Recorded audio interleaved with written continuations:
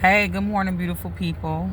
As you can see, I'm doing this video from my job parking lot. And so this morning, I was journaling as usual. And so the thing that I was journaling was the meditation, enemies of meditation. And I decided to journal that because that was one of the questions that I got wrong on my yoga quiz. And so the one that stood out to me in particular, because I didn't really know what it meant, was indifference. And I kind of felt like, well, how is indifference an opposite or an enemy of meditation? And it's because there is, you're supposed to observe and not react to feelings, emotions, external stimuli, right? And indifference is kind of saying, nope, I don't feel anything. I don't acknowledge anything. And I did that one because right now in my life, I'm at a place of indifference, which is a concern for me because usually when I become indifferent, it's because I have checked out emotionally of whatever situation because I'm trying to avoid rage, because that's my tendency when I care about something a lot and the outcome is not what I feel like it should be, morally or whatever. I become indifferent. I shut down. And so I typically cannot stand meditation because I'm just like, I'm sitting here and I want to go to sleep, or I want to go to, it's like I'm frustrated because I'm like, oh, this is crazy, or I can't really do this. Both of those things, which are also enemies to meditation. And so I decided, you know what? I Googled equanimity yoga, and this video came up and it was like 10 minutes. And so I was like, how interesting that it's 10 minutes, because my intention for my day for everything was 10 minutes. 10 minutes of peace, 10 minutes of quiet. When I'm tempted to just talk, or I'm tempted to get distracted off task, my intention is to bring myself back center by, saying, okay, for 10 minutes, I'm going to do uninterrupted focus. And so I was like, you know what? I was like, let me go ahead and try to do 10 minutes of meditation, as opposed to the first few times I did meditation, it was 60 minutes and it drove me bananas. And so it was like, I was able to focus a lot better than I expected.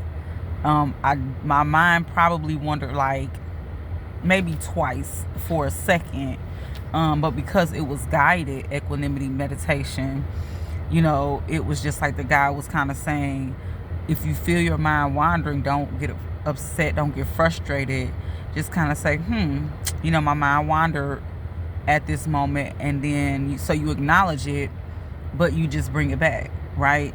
Observing and not responding, like without frustration, just, oh, that's interesting, and bring it back.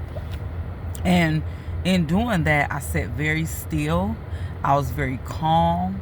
It was very peaceful to not have my mind just busy with, this is what my day is going to be. This is what I'm going to be doing. This is what I want to do. I can't wait until, my day is over so I can go back home. And, all those different things. What am I going to eat for lunch? And what am I going to cook? All of those things, they weren't there. And so therefore the anxiety wasn't there. The frustration wasn't there. It was 10 minutes of just straight up nothingness. Just peacefulness, and observing and witnessing every feeling that I had in my body, of the life that I had in my body, the breath that I had in my body, those types of things. And whenever I said I meditate, I always will make it synonymous with prayer. And prayer this is my conversation with God. This is what I'm expressing to God about what I want, my frustrations, my gratefulness of being able to have access to Him and have a relationship with Him. And so those are all things that are prayer, whereas meditation is just, let me just observe and not respond, right? So anyway, I say all that to say, is inch by inch is a cinch. By the yard is hard. So whatever intention you have for the day, whatever it is that you want to do, that you feel like you need to do to make you a better person towards growth, don't try to be a hero, is what I call it, and say, oh, I'm gonna do all of this at once, I'm gonna do all this at once, because it's almost like you're setting yourself up for failure and frustration, as opposed to, you know what, maybe I can, instead of drinking 2 pops or 2 cups of coffee, maybe I can drink 1 pop, 1 cup of coffee, and 1 cup of water, and 1 cup of coffee, or 1 cup of water instead of the pop, or 1 cup of water instead of 2 coffees, right? Those things. Maybe I can just get up and walk around my office for 10 minutes instead of saying, oh, I'm gonna go to the gym and do 2 hours, and you don't even go to the gym regularly. You know what I mean? So inch by inch is a cinch. By the yard is hard. Remember that. And on that note, have a great, wonderful, awesome, and dare I say, amazing day. Peace.